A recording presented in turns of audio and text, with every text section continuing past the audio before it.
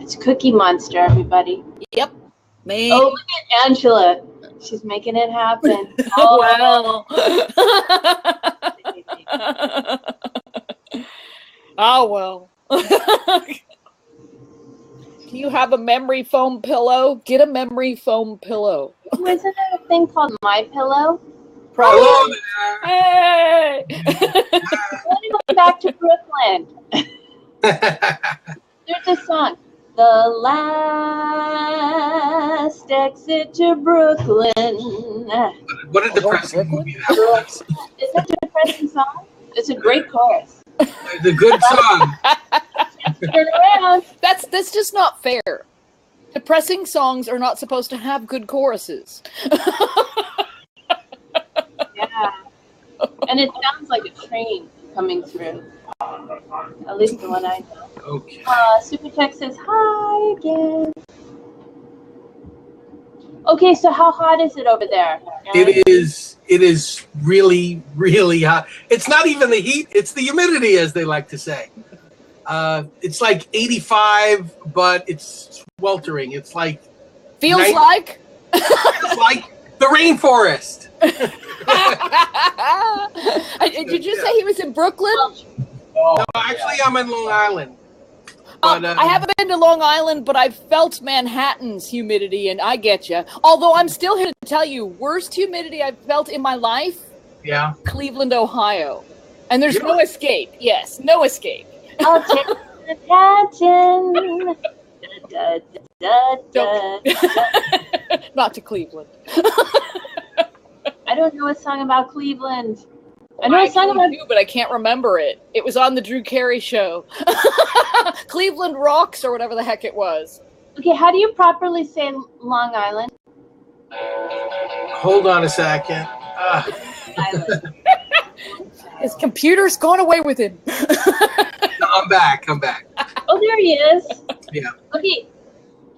Aaron, can you pronounce your name, please, for us all? Yes. Kupferberg. Okay, your turn, Angela. Say that.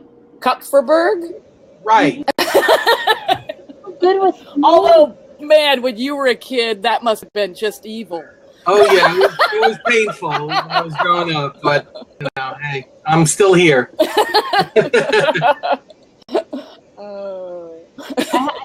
I have to start out with this question, and I didn't send it to you. Okay. Uh-oh. Who is Dave Boogeyman? Who's Dave Boogeyman? Dave Boogeyman is a guy that I happened to meet through Popaholic, actually through IPO.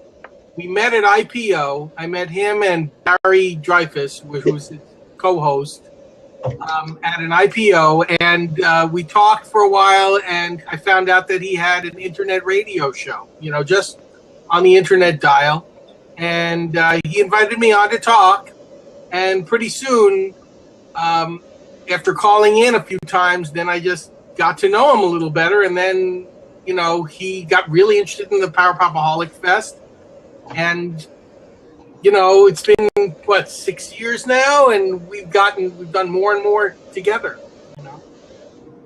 So 6 years for a friendship, or 6 years at the festival? Actually, that was I'd say for a friendship at this point. Cool. The festival's been going 5 years. I knew him a full year before I even started the festival.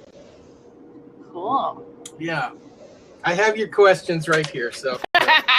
Questions. I didn't give you any questions. I'm just winging it. Just always good. Prepared. You can wing it. I'm semi-prepared. Yeah, I'm sorry. I have to play a joke on you. As everybody at the Fabulous Playground know that those questions are all bogus. It's a joke. Yeah. We're We're going to start with some difficult math problems. News to me. This is like going to the SAT and finding out that News to me. I've had to answer them. Exact same time. No, keep going. How many chickens are left? Yeah. Ed's the bus driver. No, just kidding. Right, people get on the bus. No, we're going to stick to the script. We put a lot of thought into these questions, Aaron, and thank you for joining us. Sorry I'm running a little bit late. We've got a couple overlapping events that are occurring right now. So if you see me pop in and out, then you'll know exactly why. But let's go ahead and get things off. Yeah, I know you've had a burning question to ask Aaron for a while. Well, I think Aaron already answered a little bit of it, but really just kind of hoping, where was that moment where you like lying in bed at night, sleepless, and hey man, and it just came to you? Were you like making some coffee? Were you climbing Mount Everest? Where was the moment where you said, I got to do a Power Popaholic festival, and I'm going to make that happen? How did that happen? All right, I'll give you the brief history, actually, of Power Popaholic Fest. What happened was I had called in to Dave's radio show, which is basically calling his house. And I was talking with him. He had a guest in his studio at the time, a man by the name of Scott Bittner, who's with a band called the Heartless Devils. And we were all bitching and complaining about how, IPO only comes to New York once a year. It comes in November, usually, and then it's off to California, and then it goes all around the country. I said, It kind of sucks that you can't play we have to wait till November. Can't we get another festival going? And Scott Bittner kind of talked to me. He's like, why don't you start one, you big mouth? And I'm like, he almost dared me to do it. And I was like, okay. And then I arranged with him like the logistics. I said, well, what club can I go to? And we found a club on Long Island where he actually had played before, and he knew the club owner. And got in touch with the club owner, got in touch with a few other bands who were willing to come out there in the middle of nowhere, which is, it was like Port Jefferson, New York, at a place called Lulu's. Still there, by the way, but I felt so bad for the bands that came out that first fest. We didn't have much of a turnout. I think we had maybe 12 people show up. And the bands had to take the Long Island Railroad all the way in. And they played their hearts out, and they did a great job. And then they left, and it was like, oh, my goodness, we got to go to a place where there are more people. And that's what we did. Then we ended up moving to Brooklyn because there's a happening scene in Williamsburg and in Park Slope. So we ended up moving from Long Island to Brooklyn at that point. And by the time things got rolling, Dave got very involved. He was like usually there at the venue because I usually get stuck in traffic going from Long Island to Brooklyn. So he'd get there first to make sure everything's okay in Copacetic. But also he helped, tell other bands that he interviewed, hey, do you want to be in a festival? Aaron's got one. And, that's how I got in touch with some of these bands and got them into the festival to begin with. Very cool. So that's how it started. You probably already answered this question, but how long are you natively from Long Island? What's like your history, like background, like where you're from and all that good stuff? All right. Well, I'm Long Island native. And, I've been blogging PowerPopaholic.com at this point. It's been like 20 years. It's been forever. I've been blogging since Blogger came up. And I've just been doing it so long at this point. I look back and if you look back on the archives in the site, you'll see how far back it goes because you can still access my first reviews from 1996. And I was just like, oh my goodness, And yeah. Wow. They didn't barely have websites back then. Right. It was a new platform at the time. Right. News groups or like threads that people would talk on, right? And like kind of like message boards, kind of. Really more more not as user friendly as they are now. Yeah, no emoticons. You actually had to type out your emoticons using like a so you probably have a really good following since you started before like the wave hit and everybody. Yeah, that's true. Well, now, the following is pretty good. The traffic's decent. It's about 200 people a day, roughly. Every day at least 200 people. Sometimes, depending on the subject matter, if it's somebody popular, then it's a lot more. But that's around the average right now, and it's still a niche, but it's a dedicated niche. Yeah, passion. I was trying to make out your T-shirt there. It looks like it could be the Beatles, but I can't really tell for sure. Yeah, it's definitely the Beatles. There you go. Union Jack action going on. So while we're on the subject of the Beatles, just real on a quick aside, favorite Beatles record? Abbey Road. Wow. Okay. You know, most people, it's one of the always considered one of the best, but not a lot of people usually pick. Yeah, a lot of people will pick Rubber Soul. They'll pick, you know, another one. I happen to love Side 2 Abbey Road, the McCartney side. Actually, the McCartney, you know, songs that like are strung together. It's just my favorite piece of music overall. That's great. Okay, so it's the songs. It's not the invisible girl walking by. I just want to clarify that's why. Yes. That invisible girl walking by. Okay. I just want to clarify that. It's not a big deal. It could be the music, but it could be the artwork. Now, I have and to the say, picture, though. Yeah. Whoa, what was that? I suddenly really want to hear Elsie about the White Album.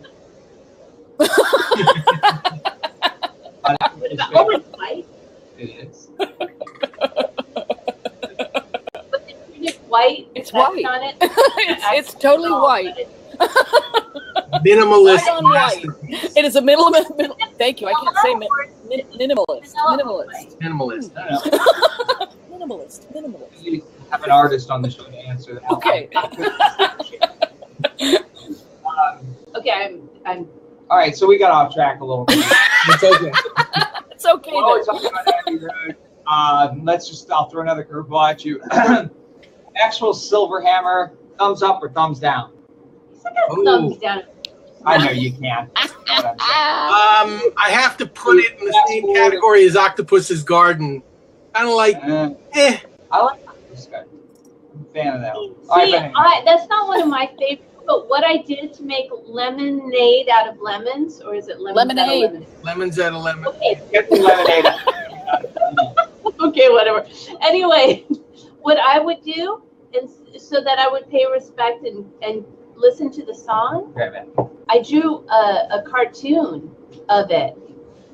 Okay. Yeah, it looked like an 8-year-old, but I was 16. But I works. Yeah, it's about what they would have done. I used to color songs. That's so irrelevant. Okay, so let's move on to questions here. Okay, and that's true, actually. I used to do that. Aaron. Yes. Is our guest tonight. And here's a question for you. How do you choose the bands that come to play the festival? Okay. The Power Popaholic Festival. Let me see. Yeah. Well, basically, first of all, I look at all the bands I reviewed on the blog that year or the previous year. Usually if I really like the band, they were highly recommended. They get they're tagged. And I look at that whole list and I see, well, who's in New York from that list or in New Jersey or the tri-state area who wouldn't mind coming down to Brooklyn to play. And I send out a mailer to these people first.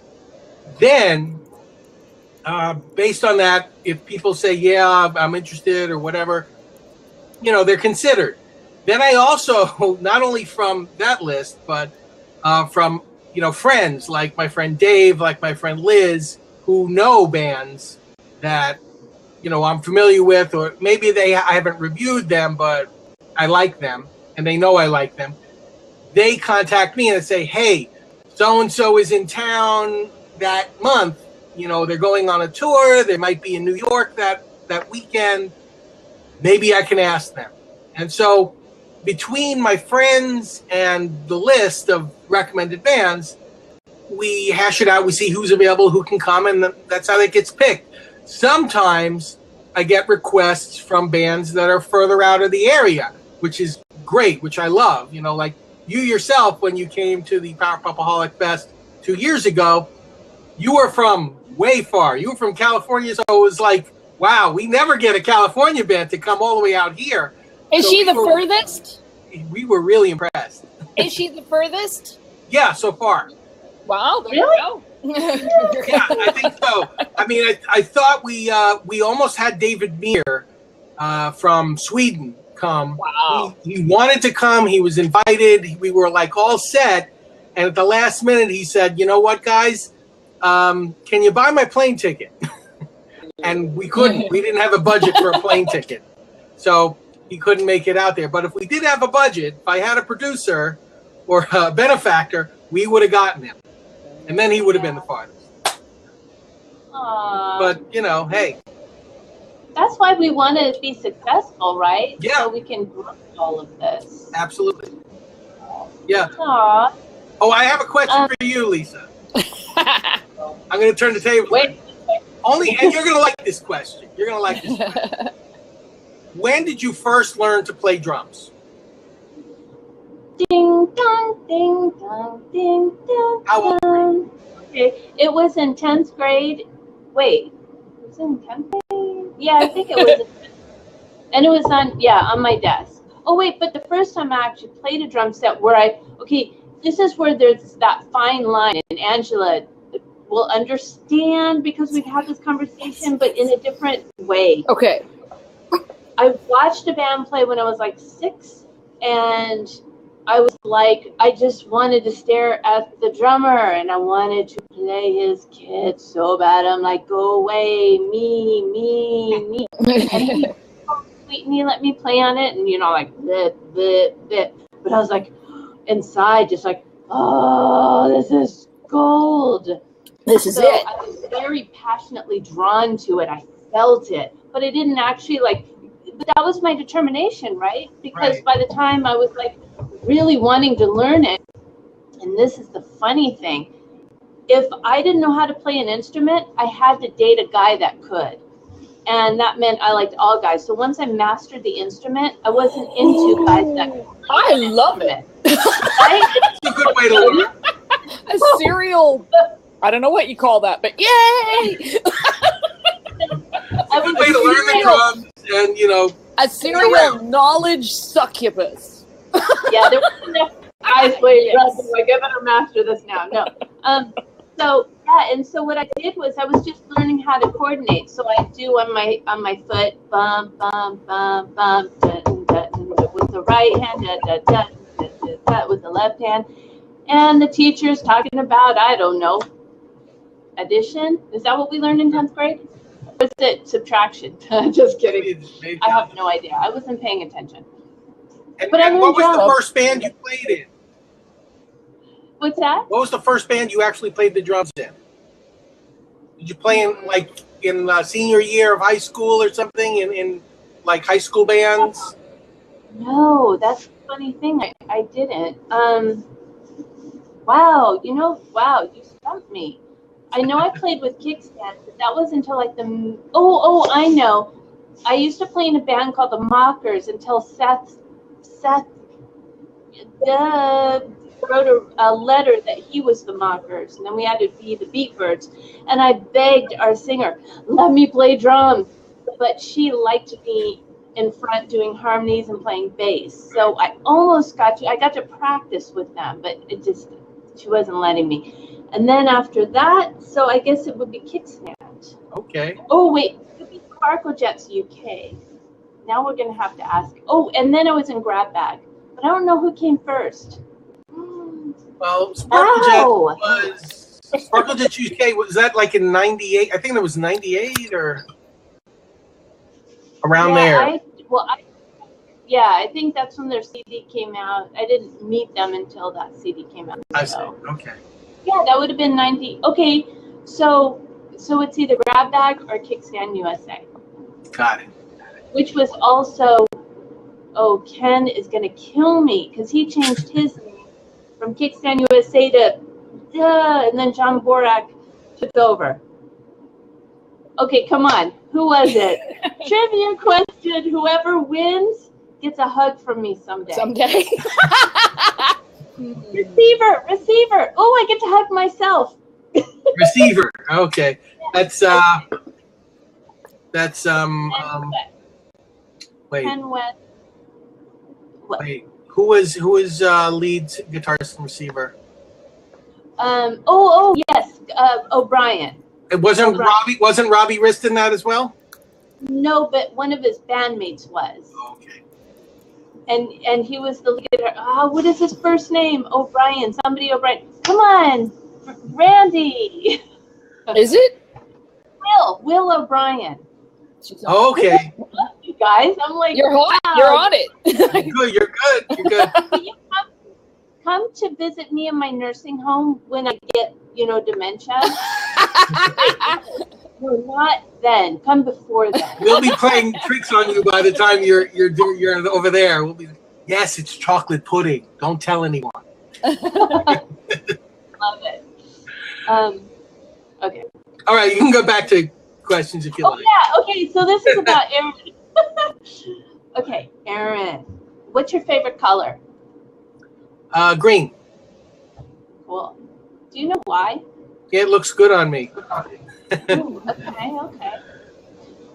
What have been your biggest challenges in the Power Popaholic Festival? Oh boy, big challenges. Well, the biggest challenge is getting an audience to come to the club.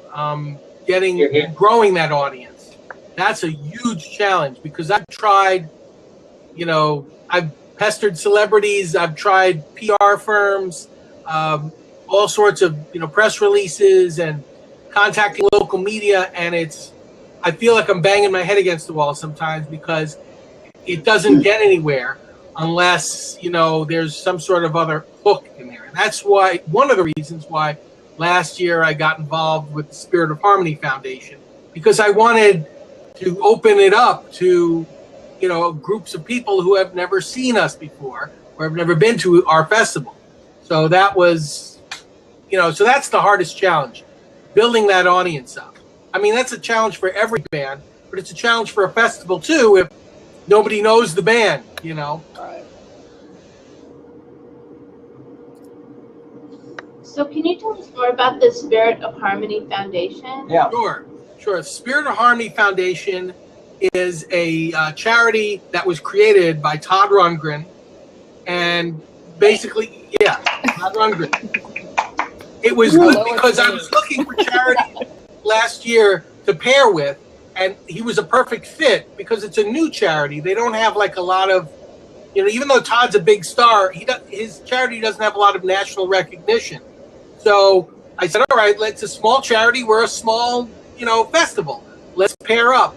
And I spoke with the executive director, and we emailed back and forth, and he agreed to, send me some materials. So I handed out like postcards at the door explaining about what the, Spirit of Harmony Foundation was. And what it is a advocacy group to get music in schools. Basically, if you look around, a lot of public schools are eliminating music programs, eliminating the use of, it's kind of like art classes now as well. It's an endangered species in the public school system. So what the Spirit of Harmony Foundation does is advocate for, music classes. They help buy instruments for music programs that don't have them, and they, will lobby school boards as to why it's important to have a music program. So I felt it was a good and worthy project, and it fit in with us because we're all about promoting music. So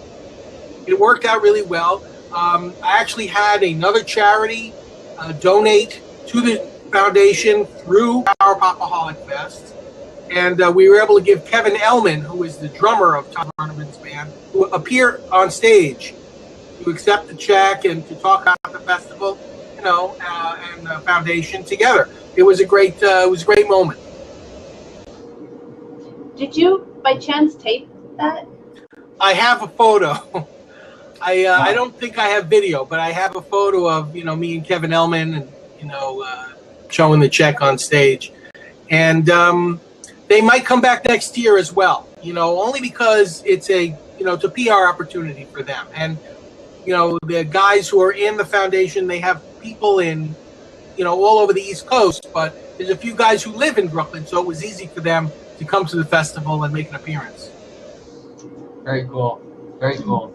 So, we talked about some of the challenges and things that you have to struggle with when you run a festival, but for you personally, what have been some of the greatest highlights since you've been doing this? Oh, wow. A lot of great highlights. I mean, one of the highlights was the year before we expanded the fest out to 2 weekends. This was another dare. Dave the Boogeyman dared me. I bet you could do it 2 weekends. We'll get twice the amount of bands, and it'll be bigger. And we did that. We had a Power Popaholic Fest one weekend, and the following weekend we had Son of Power Popaholic Fest. And we got a lot of bands, and I was completely burnt out and exhausted when it was all done, but it was a great time. Another highlight was last year's fest. We had an entire group section of musicians from Pennsylvania. We had basically the Jelly Bricks, Cliff Hillis, Stephen Lawrenson, all from Pennsylvania coming to play one night at the Rock Shop, which was awesome. And incidentally, at the end of that show, the end of the fest, the son of the fest, I met Paul Collins, who came in the audience and sat with us and watched the whole show. And afterwards, he came to me and he says, "Why aren't 100,000 people here? There should be like a packed room of like music fans here because this is what they want." Just letting them know. It's a good question here from the audience as well, from Randy. Hey, would we go again? We'd go every year if we could. What if we didn't say yes to that, though? So you know what? No, we wouldn't. No. I'm dying to get back we were to just Brooklyn. talking about it tonight, actually, at dinner, just saying, man, we got to get back. Which is funny because the bass player of our band that was not our bass player back then was really envious when we went. Yep. Not envious of us, but wished he were with us. And now he's in our band. Yeah. It's pretty cool. Well, cool. I mean, you know what? We frequently have people who have been at the fest skip a year or two and then come back. I mean, we've had the Gripweeds twice. We're trying to get Lanny Flowers to come back for next year. Oh, we'd love to have you guys if you were in the area. You know, no commitments need to be made, but you know, we've had challenges back and forth with the festival, and this year we're at I would say a better venue at this point. Bar Matchless is our venue now, as opposed to the Rock Shop, where it's a little more laid back. There's not as much pressure, I think, for bands because it's a little bit of more of a smaller space, slightly. Okay. It's a different stage, you know. Yeah, I want to really experience Brooklyn. I remember getting pizza after we were the there show. for about 10 hours total, top. Yeah, we drove there and we drove out.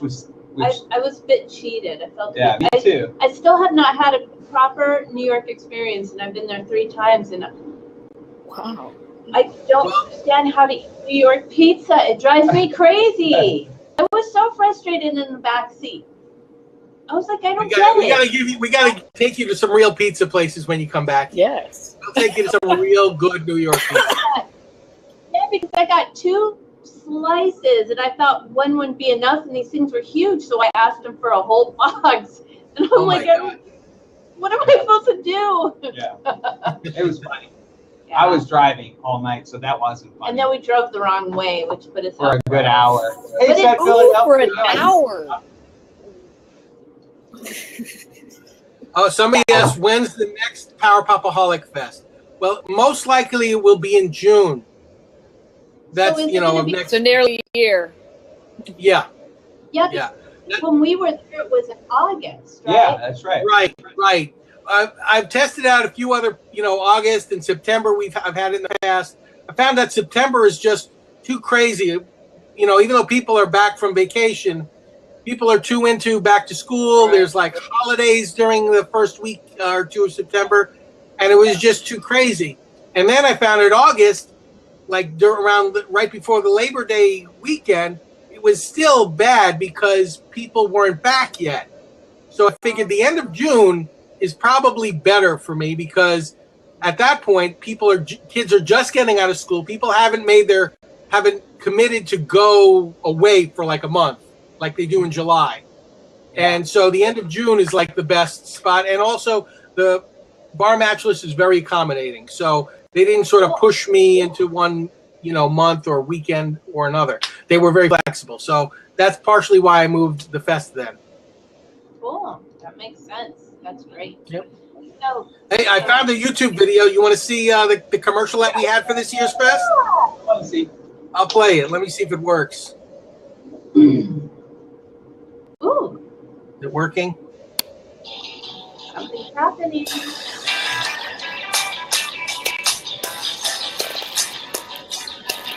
really slow.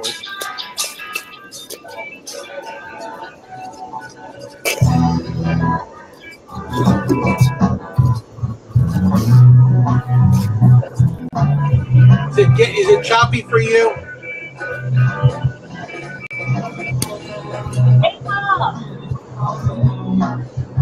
I like this song. Aww. They're so cool.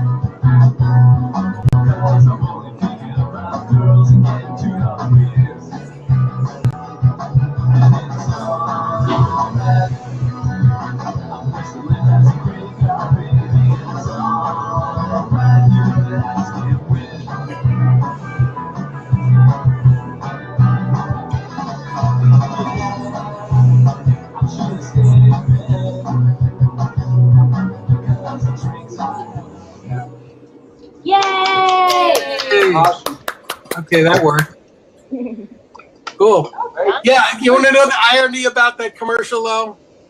The connection never made it to the show. They never made it. Yeah. But they make a great video. Hey. Yeah, they made a great video. They were all set. They were telling their fans on Facebook, we can't wait to be there tomorrow. You know, we saw it. And then we found out that the drummer's kid got very sick, and he couldn't go at all. He couldn't even be late. He couldn't go. So the band had to cancel out at the last minute. It was the only last-minute cancellation I've ever had. Usually when somebody cancels, they kind of know a month ahead of time or 2 months ahead of time, and I can, sometimes work something out with another band. But these guys, last minute. And, I was very lucky that the Rain, who was going on in their place, played an extra long set. Instead of playing, 35, 40 minutes, they played almost 45, 50 minutes. And nobody, only one or two people were disappointed, but everyone still had a great time at the fest. So, thank goodness everything worked out.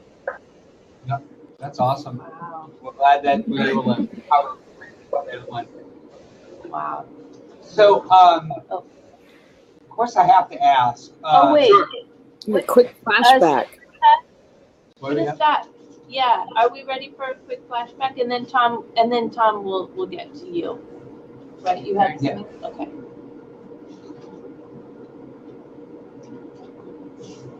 Well, you can ask while they're signing on. Did you have something to add? Oh yeah. So, how do you when? Wait, what's going on? We talked, I think, a little bit about how you select artists, right? Right. Yes. And sometimes that's a tough choice because there's limited amount of slots, right? I mean that. Correct. Yeah. And actually, it's gotten less because I used to have 10 bands for a fest. Now I only have 8 because I found out it's not fair to the band to go on so late when the crowds have left. So that puts you in a spot where it's like you're going to have to say no sometimes. Say maybe next year. Absolutely. Yes. I've had to turn down 2 or 3 bands every year. I turned down at least 2 bands. Wow. Every year. Wow. Your job, and that you probably classify that as one of the harder aspects. Yeah, that's tough, especially when a band is really enthused and really wants to be in the festival, and especially if I give consideration for 3 things when it comes to selecting from the whole group. Oh, that's very good. Thank you. One of the things that that is are they a power pop band, or are they not? Or are they a folk or an alternative rock band? That has a little to do with it. Another thing is how far are these guys coming from? Are they coming from DC? Are they coming from Florida? Are they coming from Connecticut? Or are they like down the block in Brooklyn? So usually the guys who want to make the commitment to come down here, I will give the benefit of the doubt to and say, hey, we'd rather have you come, travel, and play in front of a new audience because these guys who are local could probably go to the venue down the block and play next week if they want to. So I'll take that into consideration as well. So, of course, I think since you mentioned, kind of determining what is power pop and what isn't. The obvious question that does come up, that of course we ask anybody who is a power pop fan, what really is the definition from your perspective of power pop? I missed the question. You got choppy there. What's the definition of power pop? The definition? Oh, yeah. Definition of power pop. I'll make it real easy. It's guitars with melody. A solid melody line, standard, type of song structure with an emphasis on a lead guitar. That's really it in a nutshell. I mean, you can have variations of it. You can play with that formula a million ways over, but that's the standard. If you had to tell a Martian, give an example of a band that was a power pop band. Give him a few, like 3 to 5. Said, Earthling, give me 3 to 5 examples of power pop music. What would you say? Oh, wait, that's a good question. I give them the Raspberries, the Raspberries album. Yeah. I give them Badfinger, and I give them Big Star. Those are the 3 biggies. If you're starting with those 3, you can't go wrong. All right, very cool, very cool. I'd snuggle with them. You'd snuggle with the aliens or the albums? Oh, the albums or the bands. You want to start with them, get to know them a little bit, talk about that power pop and, maybe that kind of thing before I go to that step. But that's snuggling. Right. You don't even know. Has he got tentacles? I mean, what if his skin has like a layer of acid on it and it burns you when you touch it? Don't you wonder what he's saying about us? What if they have weird stuff growing out of their heads?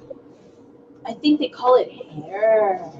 Ooh. I probably want to talk to them about that kind of stuff before I snuggle with them. But that's just me. I'm an old prickly pear.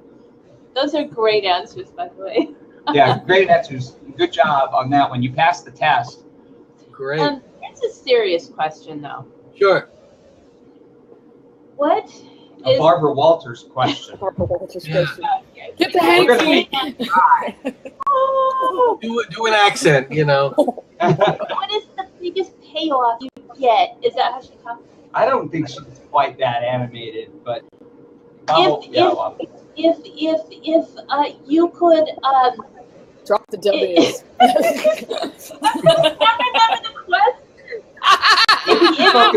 Hey, that's a successful tactic. What is the biggest payoff you get from doing these festivals that you do? Okay. Legitimate question. The thing you do. That thing you do. That thing you do. Yeah, the biggest payoff I think for me is seeing bands that I've always liked and that I've heard and reviewed live, and how they can translate that live music to an audience and how they are on stage. I mean, that's the biggest thrill for me. I used to say, that's one of the reasons why I ended up going to IPO, was I'd hear these bands, I'd buy their CDs, and I'd be like, I want to see them live. And I want to see them up close and personal, too. I don't want to, be in a stadium in the back somewhere. So I went, and that's one of the reasons, another reason why I had the fest to begin with. That's the payoff for me, seeing these bands, and also, believe it or not, actually having these bands' fan base grow. And that's because the more people know about it and like them, the more, I'm not alone in a corner here with my pom-poms cheering. It's, a group of people, who like this band, and it encourages the band to continue to play and make more music. You're building friends, just not in the basement with creepy bits. Right. No, I need to clean. So, to back up a little bit, what got you started into blogging about music? What was the payoff? This is another good question, and I didn't write this one down either, but I remember at the time, I was in touch with Bruce Brodeen at Not Lame Records. Oh yeah. And I asked him if he had an online blog, if he had a review, because he had a great newsletter, and I was a huge Not Lame Records fan for pretty much all of the 90s. The entire, from 92 to all the way to 99. I was a huge Not Lame Freak. And I basically told him, how come you don't have a website or, he had his store, but he didn't have a blog or a place to review all these things. He put his whole review in each, in the product categories. And it would be this long thing, and it would always end, highly recommended, extremely highly recommended, super duper highly recommended. I said, this is really cool. And he eventually took all his newsletters that had all those things and he published them into books. But I said, you don't have anything ongoing for current new bands. So I said, well, I'll start it. Even though I wasn't a good writer, I said, I'll practice and I'll get better at it. Yeah. So I started up, and literally, I think it was the same time I started Popaholic.com. Another guy in Florida started AbsolutePowerPop.com at almost the same time, within a week or 2 weeks of each other. I think he started first, 2 weeks before I did. But we both came out with blogs at the same time about Power Pop. Funny, so close in names, too. Wow. That's pretty awesome. A lot of great history there. That's a great backstory.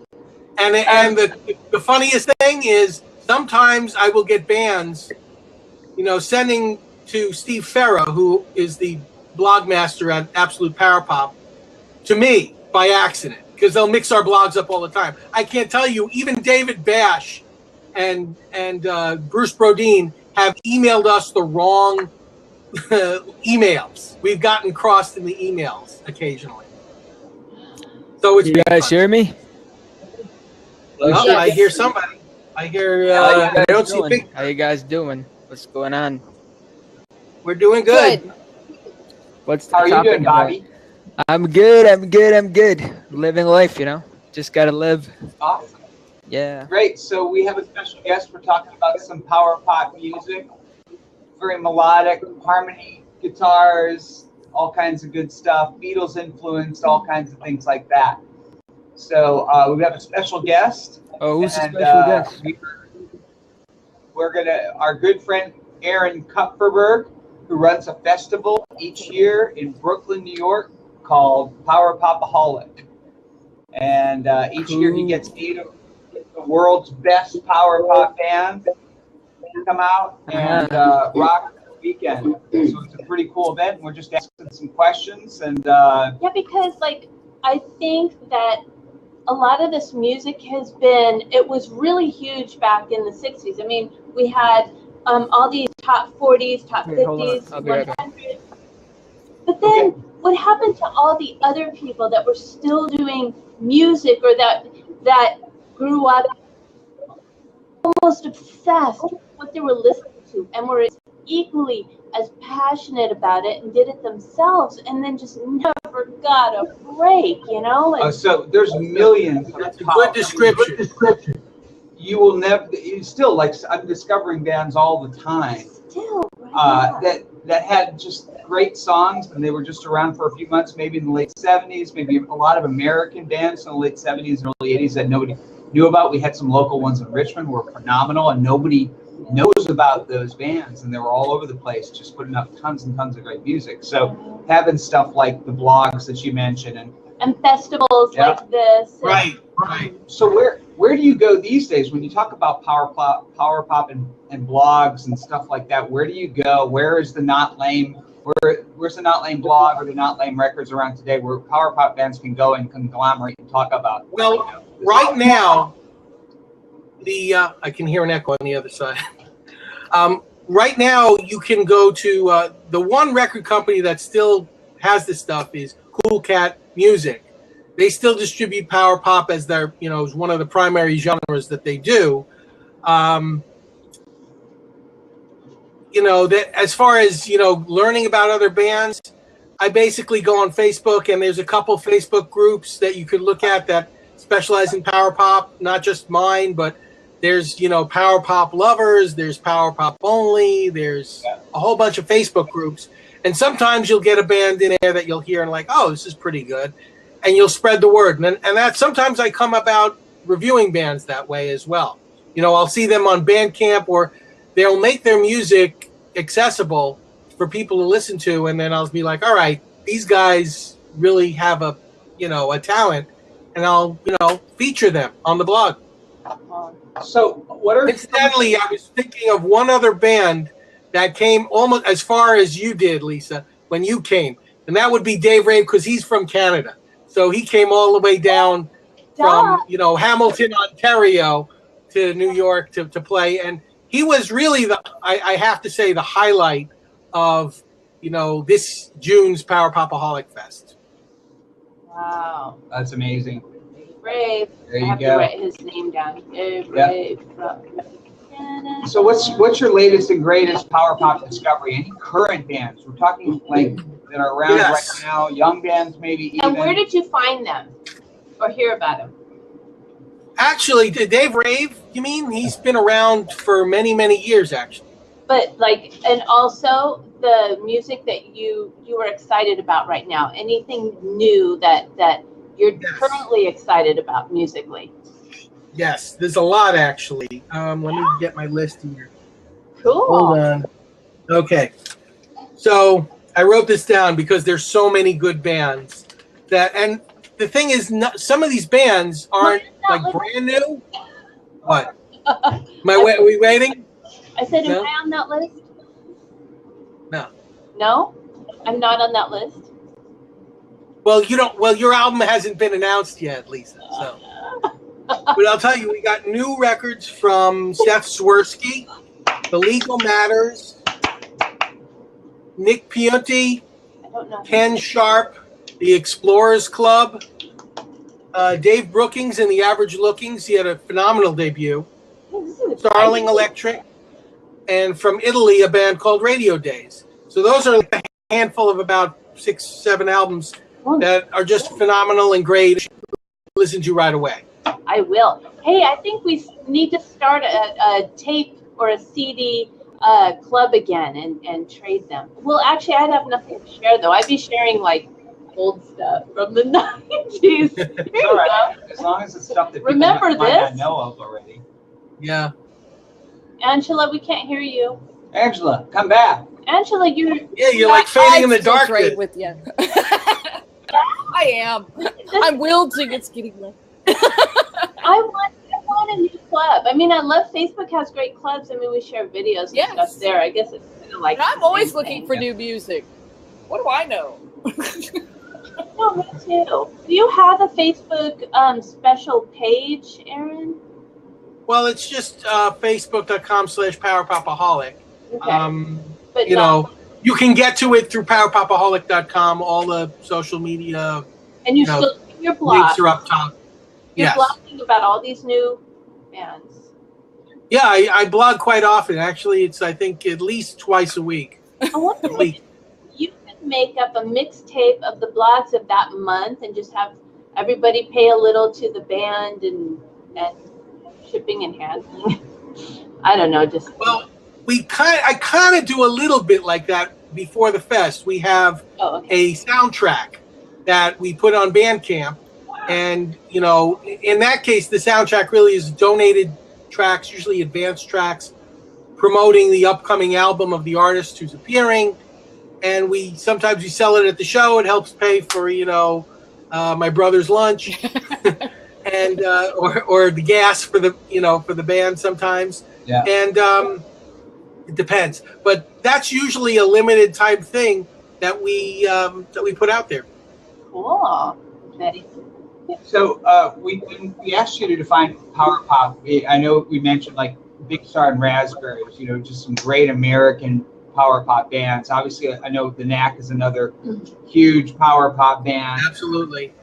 Defining power pop bands. So really a lot of what I know there's plenty of British ones, but a lot of them are really American bands for the most part, even though you've obviously got Beatles, and you can put The Who in there a little bit, plenty of good British pop from the 60s. Maybe a few things from the 70s, but I mean, really, do you think power pop is really more of an American phenomenon than it is a British phenomenon overall? But wasn't there are some great British power pop bands that came about in the late 80s.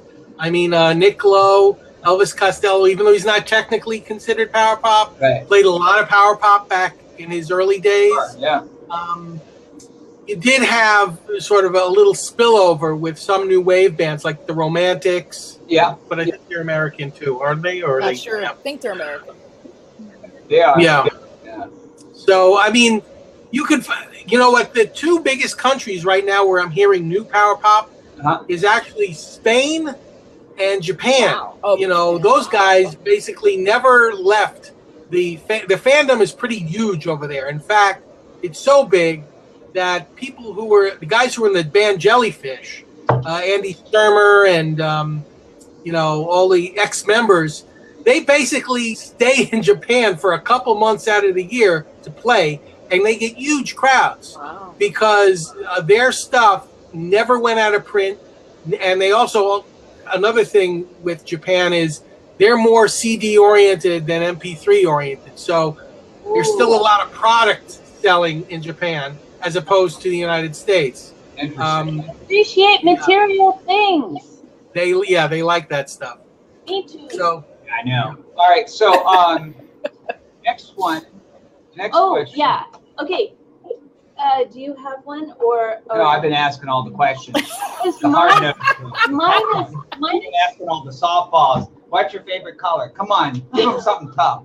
Good grief. What do you love doing when you're not involved with the Power Popaholic Festival? Okay.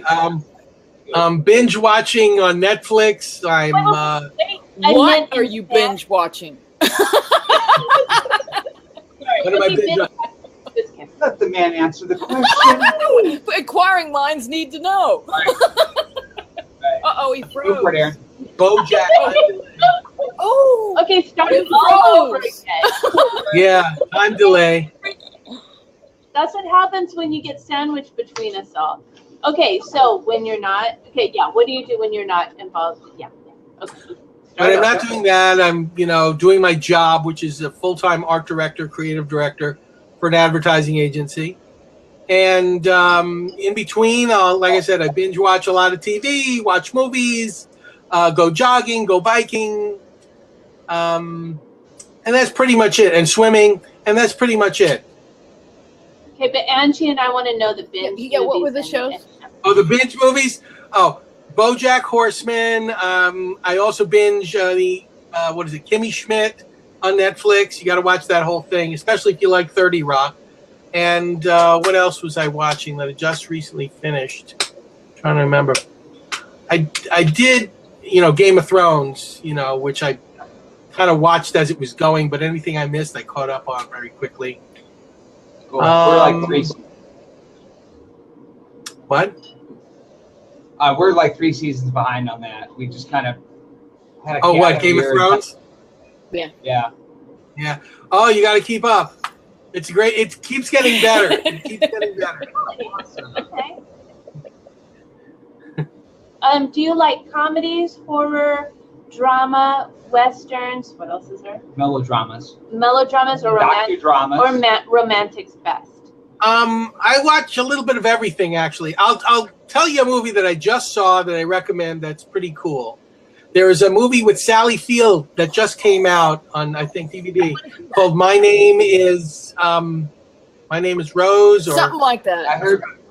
Yeah. Something like that. And Sally Field's the star of it, and she's just phenomenal. It's a great movie. Cool. So hey, I got to stop. Oh, My Name is Doris. It. My Name is That's Doris. it. It's a great little indie film about a 60-plus-year-old woman falling in love with a 20-year-old guy. Awesome. Nice. And you had something? Oh no, I just I was going to ask you, because you're a huge music fan and you watch a lot of stuff. You also enjoy music documentaries, and if so, what are some of your favorites? Well, I don't watch too many music documentaries, but there were two that stood out that I kind of liked. One is Whatever Happened to what's his name? Yeah, I forgot the name now. You know what I'm talking about, guy, right? Comedian. Never mind. No. Paul Williams There was a Paul Williams documentary that was last year that was really good. Yeah, that was fantastic. And the other one, it just escapes me on Andy Kaufman? the name. No, Oh, okay. no, he was a Powerpuff guy. Okay. It was. Whatever happened to Chris Von Sneerden? Oh, I haven't seen that. Wow, It came out. That was very good because it got to the heart of how hard it is in this business when you're labeled with the Powerpuff, label on you, and you try and make a living at it. Really tough to watch. It's hard. Only because he's so talented, but he's not interested in marketing himself. He's not interested in collaborating too much with people who know how to promote themselves. So he kind of like noodles around in obscurity for that very reason. I mean, it's sort of like, A Beautiful Mind, but a musical version of A Beautiful Mind, where you get somebody who's tremendously talented, who's just sort of in the corner there doing his own thing, and you want to like expose him to everybody else. That movie did quite a bit, but I still didn't hear anything new that he's come out with in the last 10 years, so, but it's a good documentary. I'll check it out. Sounds good. Sure. So I know we deviated from the set list. Oh yeah. That's So okay. so this is really fun, Angela. You'll appreciate this. Okay.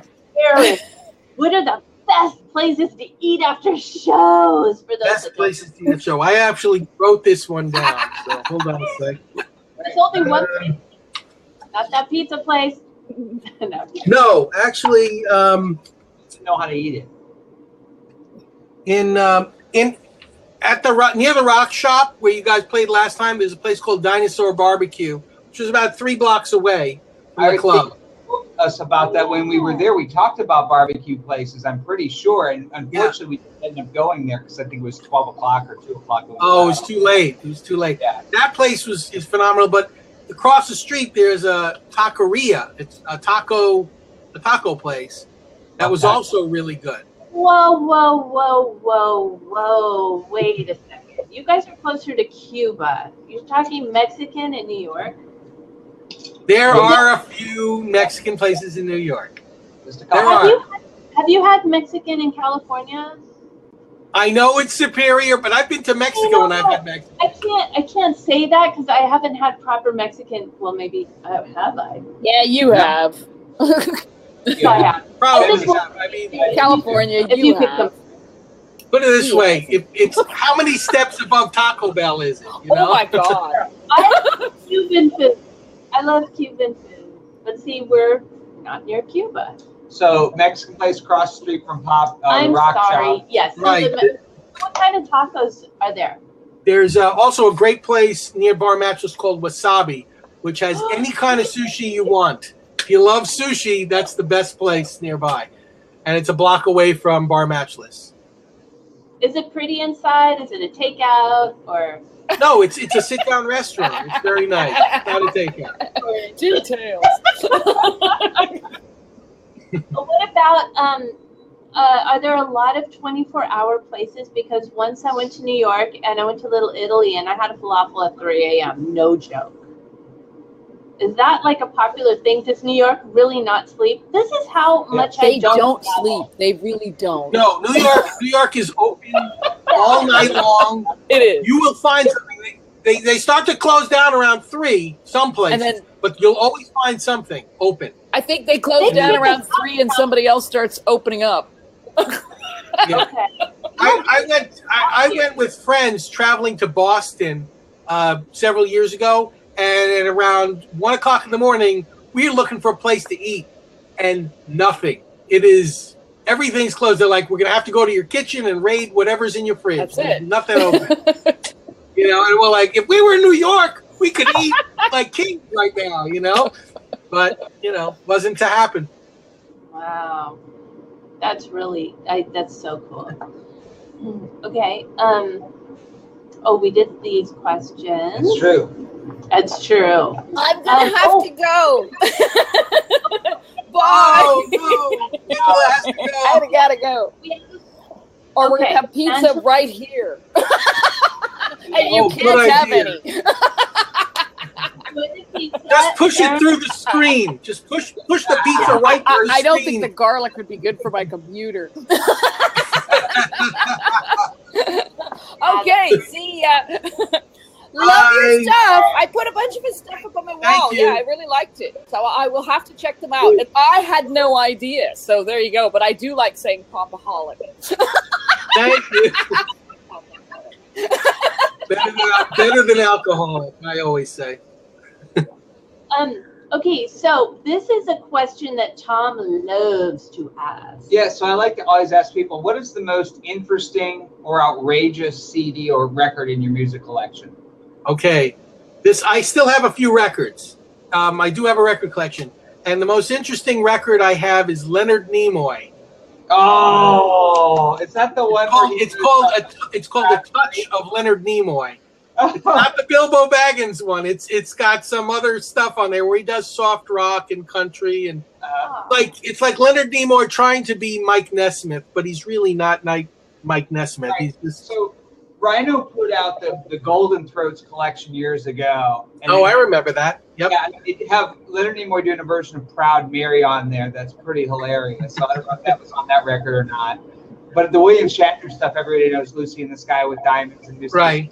Man and all that. But yeah, Leonard Nimoy, man, around the late 60s, I guess, maybe, they all were huge stars. And it's like, what do you do when you're at the top and you're just like, hey, let's record an album? Always wanted to do one of those. Well, actors have always recorded these kind of albums, and they're like blatant cash-ins on their fame. Yeah. But the unique thing with Leonard Nimoy is the fact that he didn't suck. Everybody usually does this. It's terrible. Yeah. And he wasn't that good, but he wasn't that bad. He was kind of like, okay, acceptable. And that was a big deal back then for a celebrity to do that. It's not like, Keanu Reeves and Dog Star, it's like he actually knew what he was doing, and he had a good producer who didn't push him too hard. Says, okay, you can talk during this song, because you can't reach these notes. Yeah. Love it. All right, so of course this next question goes hand in hand with that. What album or artist or band would people be most surprised that you like? Okay, I don't have a single artist or band, but I can give you like a combination of bands because I have pretty eclectic tastes. I listen to a lot of different stuff. I mean, tell me if you know anyone of your friends who will listen to Metallica and then right after Metallica listen to Barry Manilow. Yeah, see, that's what I'm talking about right there. That's awesome. I would go to your party if you played those. Maybe next day. Now, at your party, do you play anyway. Power Pop or do you play Yeah. an eclectic mix and just No, I play everything at a party. Forget it. It's like Power Popaholic Fest is one thing, but when I'm, with friends and we're having a party, we're doing stuff, I'll play anything. And incidentally, the band that I've liked the longest amount of time, my very first cassette, Jethro Tull, Heavy Horses. And I've been, I've had that album for, since I was 11. Awesome. So you were a fan of the progressive rock then back in the day? Oh yeah, big fan of Genesis, big fan of Jethro Tull and ELP and all the Tarkus. Yep. Yeah, I loved all that stuff, and then got into more metal and the only thing that I never that didn't sit with me was, I guess, hip hop and heavy, what I'd call death metal. Oh, right. That stuff didn't really stick with me. Although I like metal, plain metal music, or Deep Purple old style metal. No Lamb of God. You're not really into that stuff so much. You like the classic, the Megadeth, Right? Lines, Slayer. Yeah. And of course, Iron Maiden. Oh yeah. Yeah. Listen, I listened to it. I couldn't name a song, but Right. I've been known to listen to like that in the background while I'm doing stuff. And who is that? I have a question. Sure. When you were growing up and you had LPs, and you know how sometimes the record would kind of come out of the sleeve if you didn't put it in properly, and you'd see the vinyl kind of sticking out. Yeah. At that moment, did you think that the artist was watching you? That's No. kind of messed up. I never. No, I didn't believe that they had secret cameras in the records. Okay. All right. So we'll move on to the next one then. Sure. How would you, Aaron, love to see the Power Popaholic die? I hate when I do that. Aaron. You gotta start all over. Oh my Start God. again. Aaron, how would you like to see the Power Popaholic Festival evolve? reaching more people, a wider audience, bigger venues, more shows. Lisa, he knows how to do it. Why don't you follow his lead? Hey, I love your style. You got style, and there's a market for it somewhere. With my Indian friends. Yeah. What I'd eventually like to see happen is first we get a bigger audience, get more people to come to shows, get to a point where I have to say we got to get a bigger venue. Get a bigger venue, eventually turn it into Bonnaroo when I'm, an old man. That would be like the goal. Yeah. If we get that big, that's great, And everybody stays at this one hotel, and you have this big party that's catered. So people, that's how International Pop Overthrow I remember started the to good old evolve. days. Yeah. And I missed all those parties because I had to catered work. events and the Open Dave Bash has a lot of great relationships, and it's taken him, 20 years plus to build all that stuff. Right. And I'm still on just finished my 5th year. That's So true. I've got a long way to go. No, you don't. It's already here. Well, to get international, I meant. Yeah. So we have 2 more very important questions. All right. So hang with us because I know we're running a little over, and we'll be respectful of your time because it's almost midnight over there. Actually, it's closer to 11, but that's okay. So we talked a little bit earlier about how you spread the word and those types of things, and so how do you promote? I mean, is it a combination of things like Facebook and Twitter? Like, which ones are working for you? Which ones are just like Blogger. 5 years of this? What's a waste of time? Is it when you try to promote shows and drop people out? Well, Facebook and Twitter are like essential. Have to use Facebook and Twitter. You have to, contact local media. That means local papers, the penny savers. If you can get school papers or school radio stations to announce your stuff as like a public service, that's essential. Things that don't work, that haven't worked really for me, basically, and of course YouTube. I was going to mention YouTube, but not so much. It doesn't help as much. Things that haven't worked really are, I'd say some of these, what is it, like Instagram or what is the picture one? Flutter. What? No, I'm sorry. Yeah, No, Pinterest. Pinterest. Yeah. I mean, those are really not for music, And there's going to be Instagram stories coming. Things are always changing as well. That's true. They're always evolving. But good old Facebook is still the old kind of probably winner in that department. Yes, there's one other new technology that I've used called Spreaker, which is like the word speaker but with an R in it, and it basically creates podcasts. Oh, that's so if you want to make your own podcast, Spreaker is really good for that, and it's easy to post and share all over the place. I've done it a few times. I need to do it more often. I'm kind of, get a little lazy with that. So have you ever just had a wild hair and just been like, you know what, I'm gonna do Friendster on this one. I'm going old school, and I'm gonna go back to MySpace and see who's still there. No, seriously, like, have you ever? Those were the big ones 5-7 years ago. MP3.com. Yeah, well, that's completely. Oh my God, but that's going back a ways. Log in and probably get a virus while you're checking your messages. Whee! Awesome. I had a MySpace page back then. Yeah. I'm sorry. Oh my God. All right. So wrong. Okay, so This is our last question, and I'm gonna let you okay, ask this one. yeah. Okay, All right.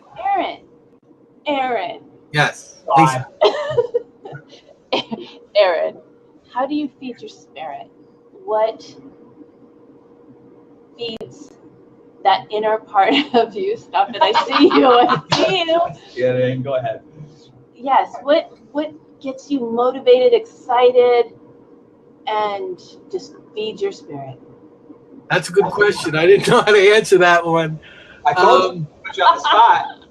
Yeah. No, I really don't know. I mean, all the stuff, the experiences that I have, just feed my spirit and just keep me going. And just the fact that when it comes to some of these things that I like, I'm really persistent. I don't give up that easily on something that I really like. If I like a certain genre of music or a band or something, I'll just immerse myself into it, to the point where I become a fan. And that fandom, it sustains me a little bit. I love it. Beautiful. Thank you. It's perfect. You're welcome. And actually what stood out for me was experiences, because for me, I believe that's why we're here. It's what do you want to experience? Everything we do that we put out to our friends, our family, it's our experience as well. So you putting on the best, you're getting something, but you're giving something, and it's so amazing. So beautiful. Thank you. Thank you very much. Well, thanks so much for all your time coming on here. We will have you back, I hope. Yes.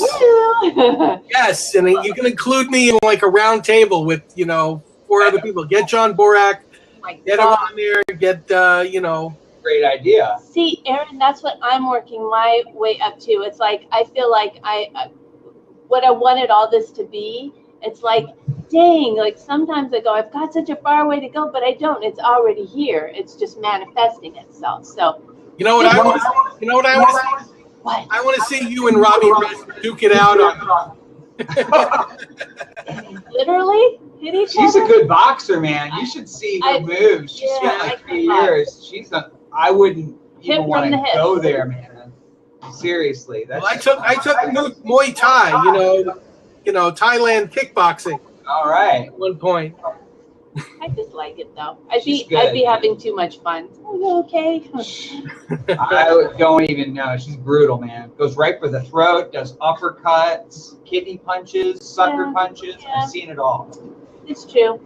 Wow. So, I love your idea of having multiple guests and doing a round table. We can play like a snippet of a song. And all you have to do, top or not, or would like it, or hit or miss, or whatever. I can give you like a couple suggestions. I mean, you have Dana and you have Carl Caffarelli. I think he's part of the Dana and Carl show.